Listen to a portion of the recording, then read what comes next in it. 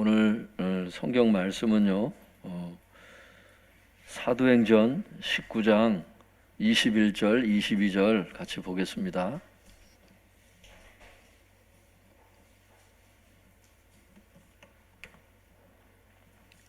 사도행전 19장 21절, 22절입니다.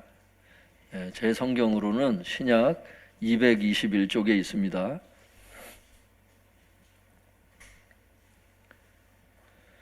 사도행전 19장 21절, 22절 찾으셨으면 같이 읽겠습니다. 시작. 이 일이 있은 후에 바울이 마게도냐와 아가야를 거쳐 예루살렘에 가기로 작정하여 이르되 내가 거기 갔다가 후에 로마도 보아야 하리라 하고 자기를 돕는 사람 중에서 디모데와 에라스도 두 사람을 마게도냐로 보내고 자기는 아시아에 얼마 동안 더 있으니라. 원래는 한 29절까지 읽어야 되는데 또 너무 길어서 성도님들이 또 내용 파악도 힘들고 하실까봐 일단 차근차근 보자 하는 마음으로 먼저 설명해야 될 그 말씀을 읽었습니다. 한번 제목을 한번 따라해 보겠습니다. 에베소 사역. 에베소 사역. 성도님들 지금 에베소 사역 5번째 시간이 되었어요. 그 정도로 이제 에베소 사역을 사도 바울이 3차 전도 여행 기간 동안에 한 3년 정도를 여기서 사역을 하다 보니까 사도행전 기록하는 분량도 많다고 말씀을 드렸습니다. 그래서 오늘은 에베소 사역의 어떤 부분들을 말씀하고 있는지 한번 보도록 하겠습니다. 사도행전 19장 21절 같이 읽도록 하겠습니다. 시작. 이 일이 있은 후에 바울이 마게도냐와 아가야를 거쳐 예루살렘에 가기로 작정하여 이르되 내가 거기 갔다가 후에 로마도 보아야 하리라 하고. 성도님들 여기를 보면 이 일이 있은 후에 이렇게 돼 있어요. 그러니까 이 일이라는 게 어떤 특정한 일만 얘기하는 것처럼 보여요. 꼭 단수인 것처럼 보여. 단수라고 생각하면 성경을 읽는 사람들이 지난 시간에 우리가 봤던 앞에 구절에 나오는 스게와의 7 아들 그 사건인가 보다 이렇게 받아들인다고요. 성경을 연구해야 되는 이유는 그래서 그래요. 여기에 이 일이라는 게 원문에 보면은 복수로 돼 있어요. 한번 따라해 볼까요? 이 일들. 그 작은 차이인 것 같지만 의미가 확 달라진다고. 그러니까 이 일들을 얘기를 하는 거예요. 그러니까 앞에서 얘기했던 에베소 사역 전체를 얘기를 하는 거예요. 에베소에 사도 바울이 도착해서 12명 안수해서 성령 세례 받고 그 일부터 시작해서 스게와의 아들 7 그 사건, 하여튼 그 전체 얘기를 다 지금 담고 있는 거예요, 이게. 그러니까 이 일들이 있은 후에 이걸 정확하게 해석하면 이런 의미인 거예요. 문맥을 보면 바울이 에베소에서 모든 사역을 행한 후에 이렇게 번역을 할 수가 있다고. 의미상. 다시 말씀을 드려서 바울의 에베소 사역이 마칠 시점이 되었을 때에 이런 의미, 이런 어떤 뉘앙스를 시사해 주고 있다고. 그때 바울은 이렇게 얘기를 해요. 마게도냐와 아가야를 거쳐 예루살렘에 가기로 작정하고 이렇게 말을 하는 거예요. 내가 거기 갔다가 후에 로마도 보아야 하리라 이렇게 얘기를 하는 거예요. 거기라는 게 어디예요, 성도님들? 내가 거기 갔다가 후에 로마도 보아야 하리라. 지금 앞에 얘기했던 마게도냐, 아가야, 예루살렘. 그러니까 내가 그 세 지역을 갔다가 나중에 로마도 가야 될 것이다 이렇게 얘기를 하는 거예요. 여기 보면 마게도냐하고 아가야라고 하는 곳은 바울이 2차 전도 여행 때 교회를 세운 곳이에요. 교회를 여러 군데를 세워놨어요. 그 지역에서. 그래서 그 성도들을 돌아볼 필요가 있는 거예요. 왜? 예수님을 믿었다고 해서 그 신앙이 다 유지가 되는 게 아니거든요. 그러니까 그 성도들을 돌아보고 믿음이 견고하게 서 있는지 그 믿음을 다시 점검하고 돌보기 위해서 지금 가보려고 하는 거예요, 지금. 그리고 예루살렘에도 가고 로마도 가야 된다. 이렇게 얘기를 하고 있는 겁니다. 이제 사역이 다 에베소 사역이 다 맞춰질 즈음에 이런 얘기를 했다는 거예요. 그러니까 우리가 이걸 읽어보면 성도님들 21절만 딱 보잖아요. 그러면 그냥 이래. 아, 사도 바울이 그냥 그런 계획이 있었구만. 이렇게 생각한다니까? 그래서 제가 부득이하게 성도님들한테 이걸 해석을 안 할 수가 없는 거예요. 성도님들. 여기서 두 가지 구절을 제가 말씀을 드릴 테니까 성도님들이 스스로 한번 생각을 해보세요. 이 구절이 뭘 의미하는지를. 여기서 중요한 게 두 가지가 있어요. 한번 따라 볼까요? 작정하여. 요 단어가 해석이 돼야 되고, 그 다음에 한번 따라 볼까요? 보아야 하리라. 그 두 개 구절이 중요해요. 성도님들, 학자들이 이 구절을 어떻게 해석하는지 제가 한번 신학자들의 글을 읽어 드릴 테니까 한번 들어보세요. 작정하여, 에데토, 엔토, 푸뉴마티. 이게 원래 길어요. 우리나라 말로는 그냥 작정하여 이렇게 해석을 해놨는데 이게 하여튼 길어. 그 단어가, 구절이. 작정하여란 성령 안에서 결정하다란 뜻인데, 그 원문에 보면 성령 안에서 결정하다 이런 뜻이에요. 성령 안에서 바울이 결정하여 이런 뜻이에요. 이게 성령의 감동으로 결정했던 그런 뜻이라고. 이게 이 단어 자체가 의미하는 게 하여튼 읽어드릴게요. 작정하여란 성령 안에서 결정하다란 뜻인데, 이것은 바울이 성령의 지시에 의해 그러한 지방으로 가고자 하였음을 나타내주고 있다. 자기가 가고 싶어서 마게도냐, 아가야, 뭐 이런 예루살렘 막 이렇게 가겠다는 게 아니고, 그런 단어를 볼 때, 원어를 볼 때 그 해석이라는 거예요. 그리고 여기 보면 보아야 하리라 이렇게 이제 끝나는 구절이 있어요. 여기 보면 이게 단어가 데이라고 하는 단어를 쓰거든요. 뭐뭐 하여야 할 것이다 이런 뜻이에요. 이 단어는 어려운 단어의 뜻은 아니고, 단어 데이 뭐뭐 하여야 할 것이다, 그러니까 보아야 할 것이다 라고 하는 이 단어는 로마 여행이 하나님의 지시로 인해 필연적인 것임을 나타낸다 하면서 또 다른 쭉 설명이 있는데 복잡스러우니까 거기까지 말씀을 안 드리겠고, 하여튼 중요한 것은 이 두 개의 구절이 의미하는 바는 성령의 지시로 이렇게 해야 하는 것을 나타내 주는 그런 단어들이라는 것을 얘기를 하는 거예요.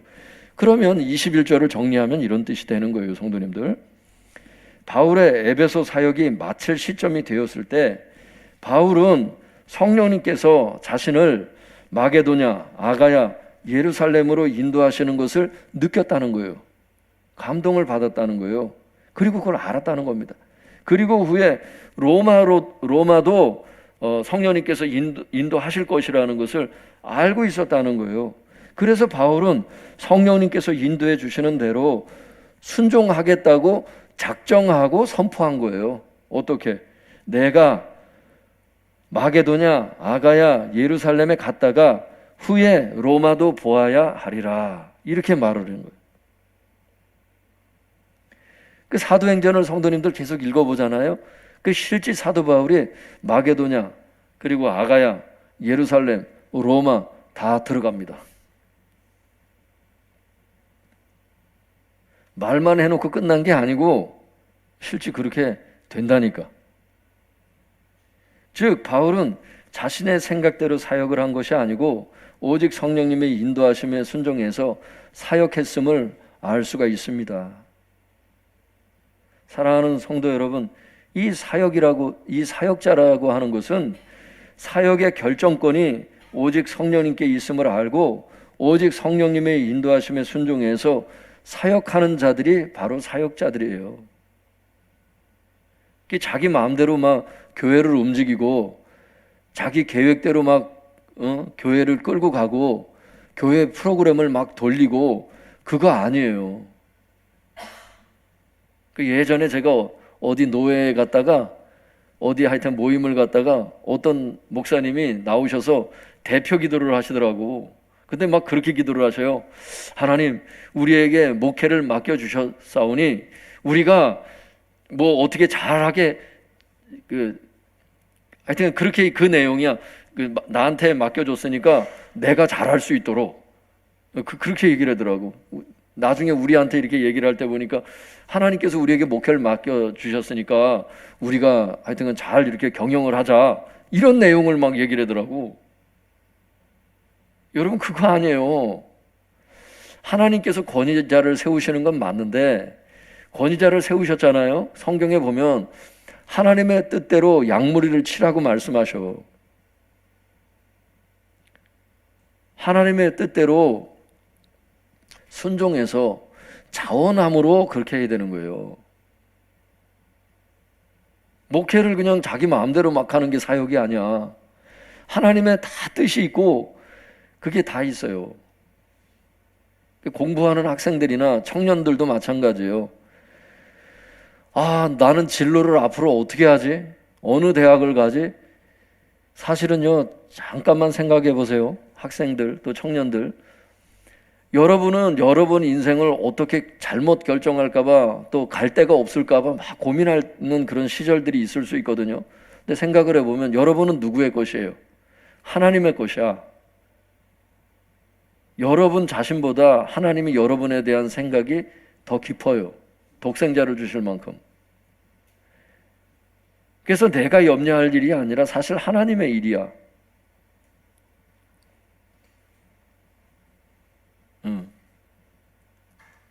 그래서 이런 걸 생각해 봐야 돼요. 어제 내가 누구한테도 얘기를 했는데 하나님께서 이 땅에 나를 왜 보내셨을까?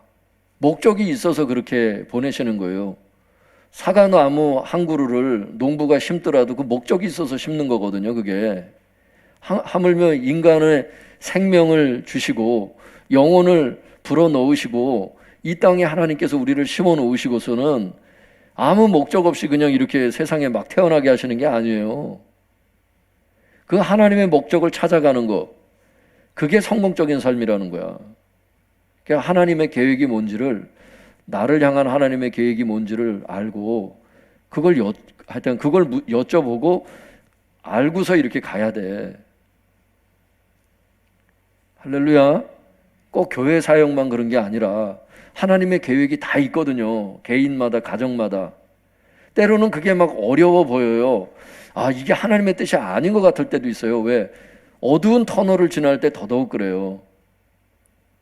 하나님이 함께 하시면 아둘랑굴은 없어야 되고 사울과 같은 그런 사람은 안 나타나야 되고 그냥 평탄한 길만 있는 것이 하나님의 돌보심이라고 이렇게 생각하기 쉽거든요. 근데 그게 아니에요. 하나님께서는 좋은 도로든 어두운 터널이든 이거를 다 배합을 해서 모든 것이 합력해서 선을 이루도록 적절하게 하나님의 어떤 그 뜻이 있어요. 하나님이 다 그렇게 인도를 하세요. 그래서 과도히 너무 염려하지 말고 이게 안 끝날 것 같아. 막 이 어려움이 막 안 끝날 것 같다고. 근데 끝나요. 끝난다고. 남자들은 군대에 갔을 때 그 느낌 아시죠? 말년이 딱 됐을 때 제대 막 한두 달 남겨놓으면 진짜 시간이 더한가. 어떻게다가 휴가 나오거나 나중에 제대라면 막 성도님들이나 다른 분들이 막 친척들이 야 벌써 나왔어? 막 이러고 벌써 제대했어? 막 이런다고. 근데 안에 있는 사람들은 그렇게 말하면 상처받아요. 진짜. 고3 엄마들이 1년 버티기가 여러분 장난 아니야. 고3 엄마가 돼보면. 그건 안 해보면 몰라. 그냥 고3 지냈나 보다 이런다고. 마찬가지거든요. 이게 군 생활을, 이게 늘 제대할 날짜를 꼽는 사람은 한두 달이 그게 너무 길어. 진짜로. 시간이 너무 안 가. 그게 나오면은 벌써 나왔다고. 아니요. 벌써 나온 게 아니야. 애를 쓰다 나왔다니까. 제가 제 자녀를 만나거나 그럴 때도 그 얘기를 해요. 옛말에 아빠가 군 생활할 때 그런 말이 있었다. 국방부 시계를 거꾸로 걸어놔도 시간은 간다고. 제대할 날짜는 온다. 그래서 내가 이제 위로하기도 하고 그러는데, 왜냐하면 실제 그러니까. 제대 날짜는 꼭 온다. 할렐루야. 이 터널이 안 끝날 것 같이 막 느껴지는데 곧 끝나더라고. 우리가 느끼는 시간이 길게 느껴져서 그래요. 그게. 근데 곧 끝나. 하나님이 우리를 아셔. 더 가면 안 된다는 거를. 시험 들을 만한 즈음에 피할 길을 내사 능히 감당하게 하시느니라. 그래서 여러분, 과도히 미래에 대한 거, 어려움에 대한 것에 너무 이렇게 정신을 이렇게 집중시키면 그게 더 길게 느껴져요. 그러니까 하나님께 집중하셔. 할렐루야.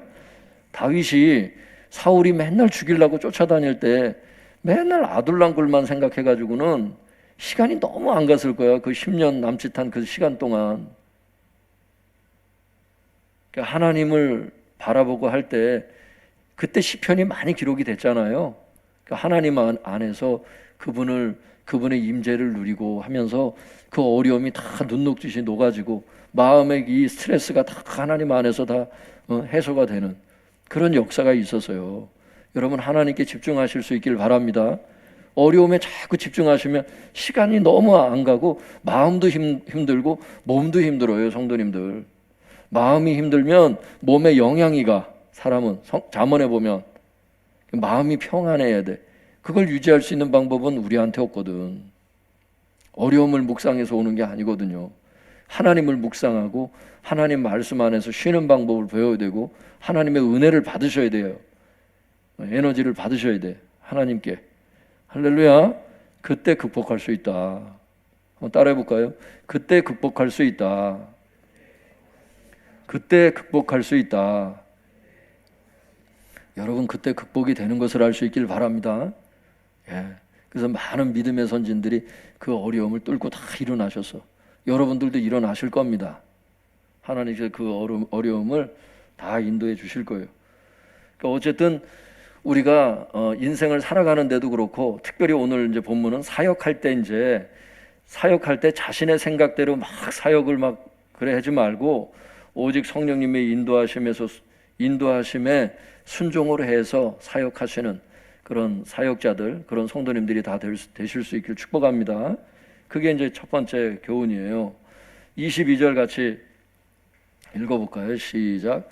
자기를 돕는 사람 중에서 디모데와 에라스도 두 사람을 마게도냐로 보내고 자기는 아시아에 얼마 동안 더 있으니라. 성령님께서 마게도냐로 인도하시는 것을 느낄 때 사도 바울이 조치를 취하죠. 어떻게? 거기 보니까 디모데하고 에라스도 두 사람을 마게도냐로 먼저 보내요. 왜? 마게도냐 사역을 이제 가서 준비하라고. 성령님께서 말씀하시면 그걸 바로 순종을 해야 돼. 사도 바울이 그렇게 했다는 거예요. 그러나 바울은 아직 에베소에 남을 일이 있었던 거예요. 거기 보면 자기는 아시아에 얼마 동안 더 있으니라. 여기 아시아라는 것은 에베소를 가리켜요. 에베소가 그 지역에 있었기 때문에 그냥 그렇게 표현한 거예요. 앞에도 보면 이제 그런 내용이 있어요. 그래서 여기서 아시아는 에베소 지역을 가리키는 거예요. 그래서 바울 자신은 에베소에 얼마 동안 더 머물러 있으면서 두 사람을 마게도냐에 먼저 보내서 거길 사역을 준비시켰어요. 예수님도 당신께서 가시고자 하는 길들을 제자들을 먼저 보내셨죠. 그처럼 성령님의 인도를 받고 그 사역을 미리 준비를 했는데 자신은 에베소 지역에 아직 더 남아있어야 될 어떤 이유가 있었던 것 같아요. 성경에 자세히 나오지는 않으니까 그건 저희가 알 수는 없어요. 그런데 아시아의 그 에베소 지역에 얼마 동안 더 머물러 있었어요. 그때 어려움을 당했어요. 그 어려움이 어디 나오느냐?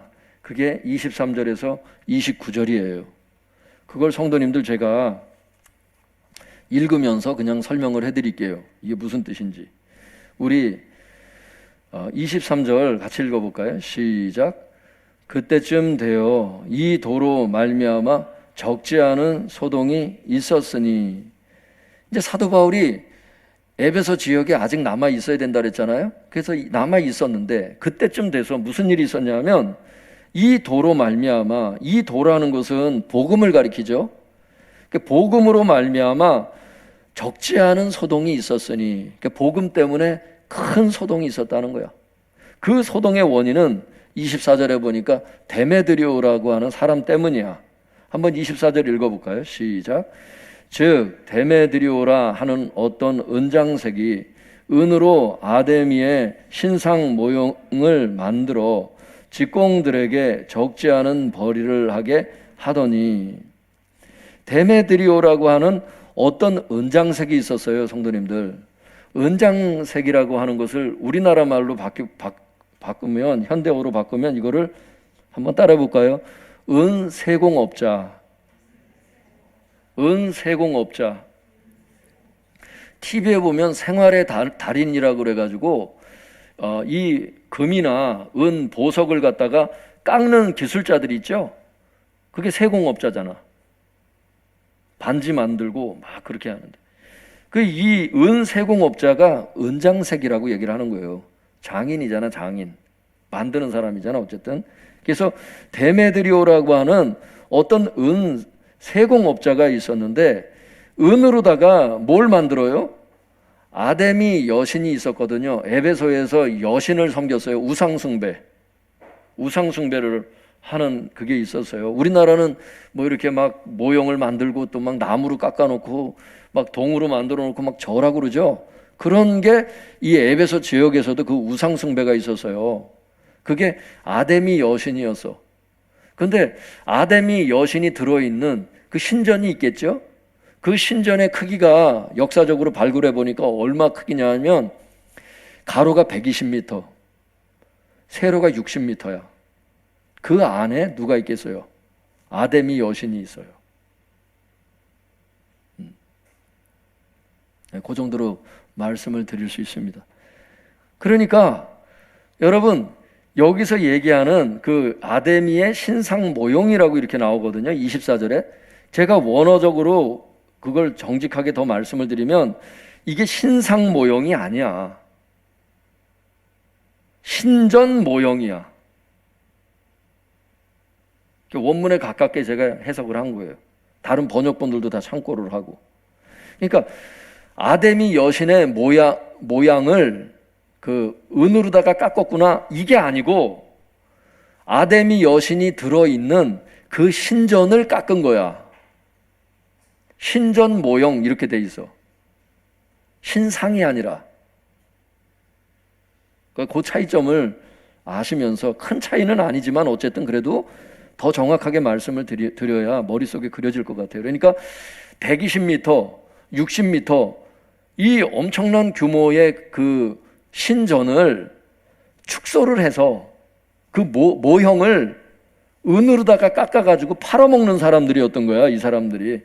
그래서 어떻게 됐대요? 거기 24절을 계속 읽어보면 그 자기 집에서 일하는 그 직공들에게 적지 않은 벌이를 하게 하더니, 뭐예요?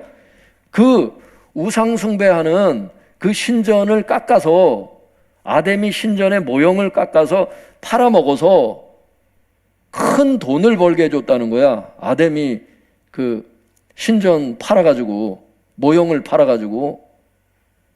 그 이유가 있어요, 성도님들. 왜냐하면 이 가로 120m, 세로 60m 되는 이 신전이 얼마나 유명했냐면, 당시 많은 순례자와 여행객들이 이 신전을 방문하려고 원근 각처에서 에베소 지역으로 몰려들었다는 기록이 있어요. 그러다 보니까 이 아데미 그 신전 주변에 사람들이 많이 꼬이니까 어떻게 돼요? 음식 장사를 해야죠. 어? 잠을 자야 되니까 숙박업소가 발생을 이제 하여튼 숙소를 제공해서 돈을 벌죠. 기념품을 팔죠. 또 우상에게 예배 드리려면 어떻게 해야 돼? 제사 드리려면 재물을 또 팔아야 될 거 아니야? 그러니까 그런 장사꾼들이 많았던 거예요, 여기에.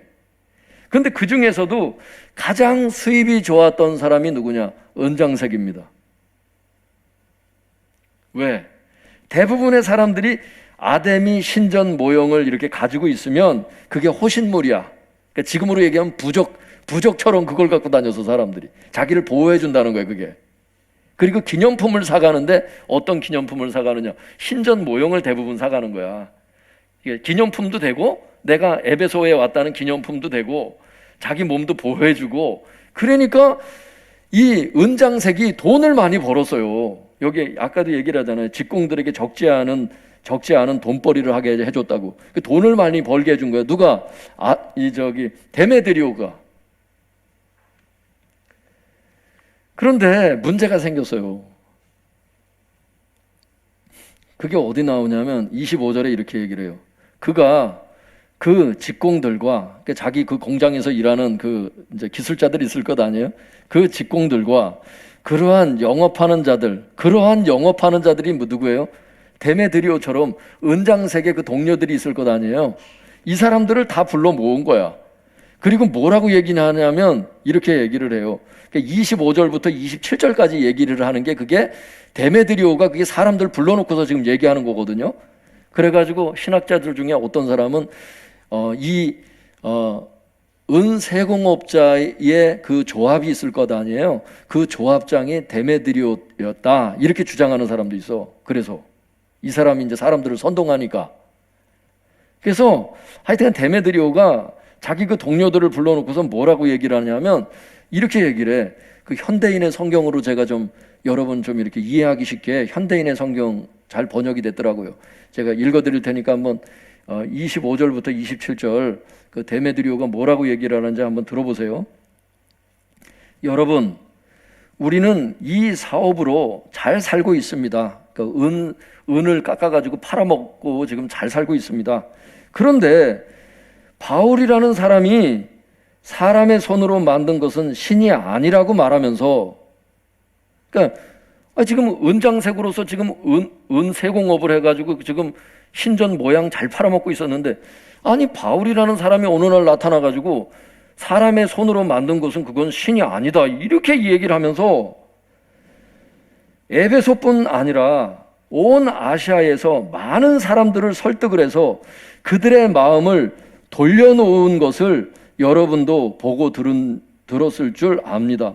그 사도 바울이 그렇게 얘기를 하면서 사람들을 설득해서 그 마음을 다 돌려놨다는 거야. 그래서 이러다가는 우리 사업에 대한 명성을 잃을 위험이 있을 뿐만 아니라 장사가 안 된다는 거예요. 사업이 안 된다는 얘기. 사업의 명성을 잃는다는 게 이제 앞으로 장사가 안 된다는 거예요. 그런 뿐만 아니라 위대한 여신 아데미의 신전도 무가치하게 될 위험이 있습니다. 우상이 다 거짓말이라는데 신전에 가서 사람들이 예배를 드리기 위해서 이제 마음을 다 돌려놨는데, 그렇게 되면 아시아와 온 세계가 섬기는 아데미 여신의 위엄마저 그러니까 그 사람들이 경외하고 해야 되는데 그 위신이 깎인다는 거죠. 그 위엄마저 사라져 버릴 것입니다. 그런 위험이, 이 세 가지 위험이 데메드리오에게 지금 있는 거예요. 그러자 데메드리오의 말을 들은 동료들이 그 어떻게 해요? 28절, 29절 한번 같이 읽어볼까요? 시작.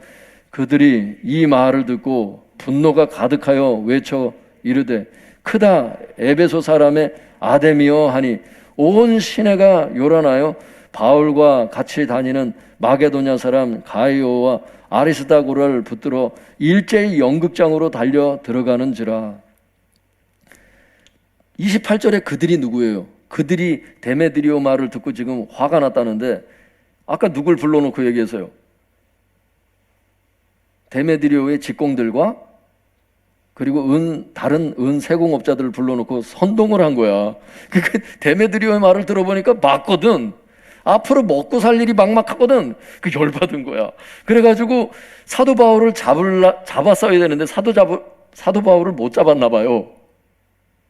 그러니까 바울하고 같이 다니던 두 사람을 잡아다가 연극장으로 들어가가지고 막 어떻게 해보려고 지금 막 끌고 들어간 거야. 그러니까 사도 바울이 그걸 알고 막 같이 들어가려고 그래. 계속 읽어보면.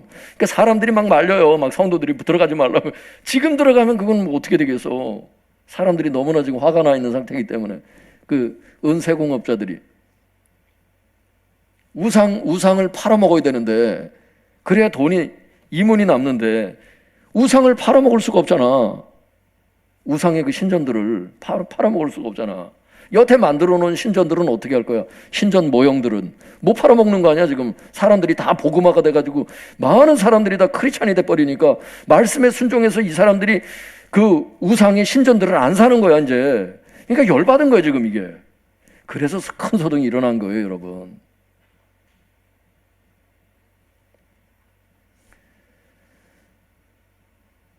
복음이 전해져 가지고 떼거리로 다 기독교인이 되면은 하나님은 기뻐하시고 복음을 전한 바울도 기뻐하는데 안 좋아하는 사람들이 있는 거야.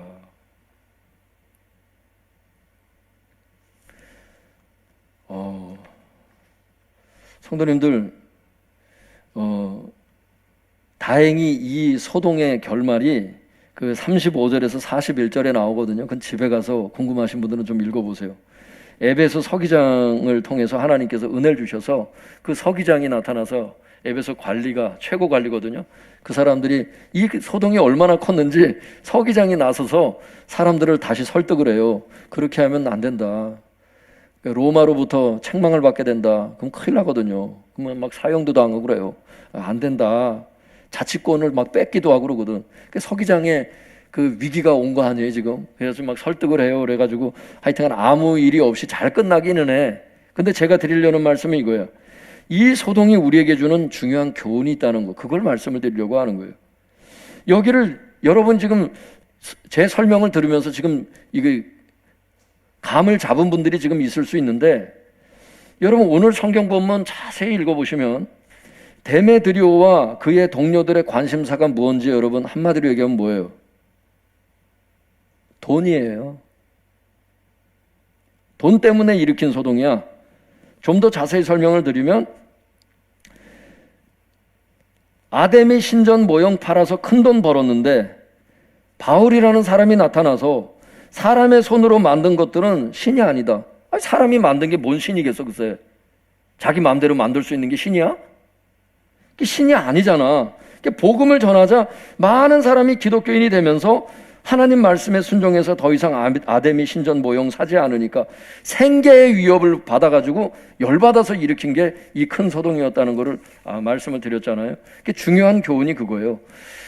뭐냐? 바울의 전도를 받아들인 그 전도된 성도들이 말씀에 순종해서 더 이상 우상의 그 신전 모형을 다시는 사지 않았다는 거야. 이게 교훈이고, 그래서 당시 세공업자들이 볼 때 바울이 위험한 인물이라는 거야. 복음이 위협적이라는 것을 느꼈던 거야. 이처럼 하나님의 말씀과 다른 삶을 사는 사람들이 볼 때는 전도하는 사람과 복음이 위협적이었다는 거, 이게 교훈이에요.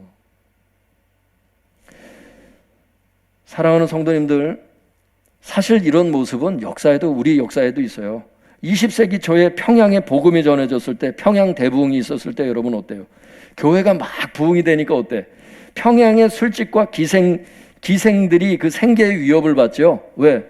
평양에 대부분 사람들이 막 복음을 받아들여서 기독교인이 되고 나니까 술을 끊잖아. 기생을 다시는 안 찾았거든요. 그러니까 이게 술집과 기생들이 생계가 막막해진 거예요 갑자기. 여러분 이거 제가 역사적인 거 실질적인 거 말씀드리는 거예요 지금. 그 기생 조합이 있었어요 그때도. 기생들의 그 조합 중에서, 그 기생 조합에서 당시 평양의 대표적인 두 목사님이 있거든요. 얘기하면 여러분들이 아시는 그 두 목사님을 무너뜨리면 되겠다는 생각을 한 거야. 그래서 그 기생조합에서 두 목사님을 무너뜨리려고 기생 대표를 뽑아가지고 유혹작전을 펴기까지 했다는 그 기록이 있어요. 복음이 전해져서 성도들이 말씀대로 살기 시작하면 술집이 벌벌 떨어요. 기생들이 벌벌 떨어. 데메드리오가 벌벌 떤다니까. 앞에 지난 시간에 마술사들이 자기 마술책을 다 태우고 직장을 잃어버려.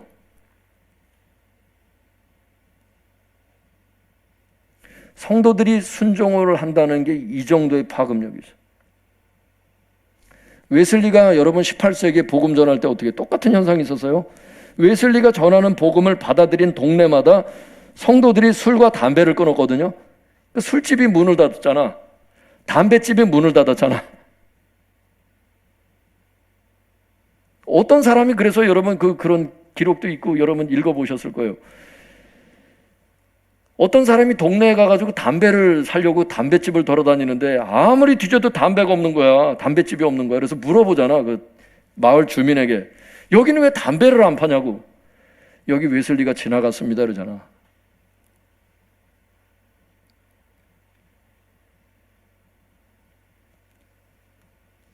사랑하는 성도 여러분, 말씀을 마치겠습니다. 이거를 저는 말씀드리고 싶은 거예요. 우리가 세상의 빛과 소금의 사명을 감당한다는 것은 다른 게 아니에요. 우리 기독교인들이 한 사람 한 사람이 말씀을 순종할 때 주변이 변화가 되는 거예요.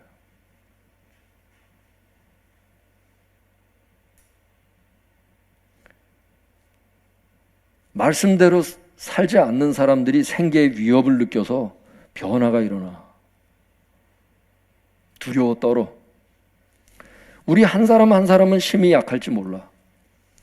그러나 기독교인 전체가 말씀에 순종하는 생활을 지금이라도 들어가면 이 한국 사회가 어떻게 될 것 같아요? 하나님이 누구에게 기대를 걸겠어요? 세상의 빛과 소금인 교회에게 소망을 두시는 거예요. 그래서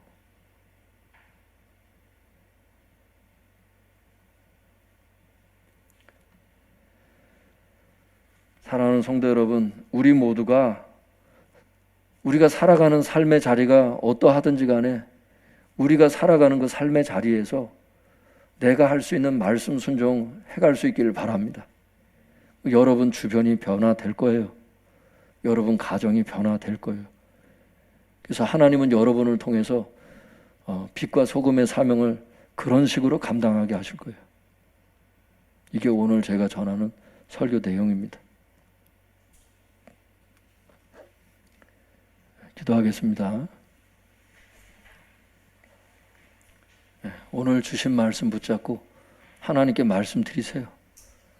하나님, 저도 세상의 빛으로, 세상에 썩지 않는 세상의 소금으로 저를 사용해 주세요. 그렇게 기도하겠습니다. 걸어가시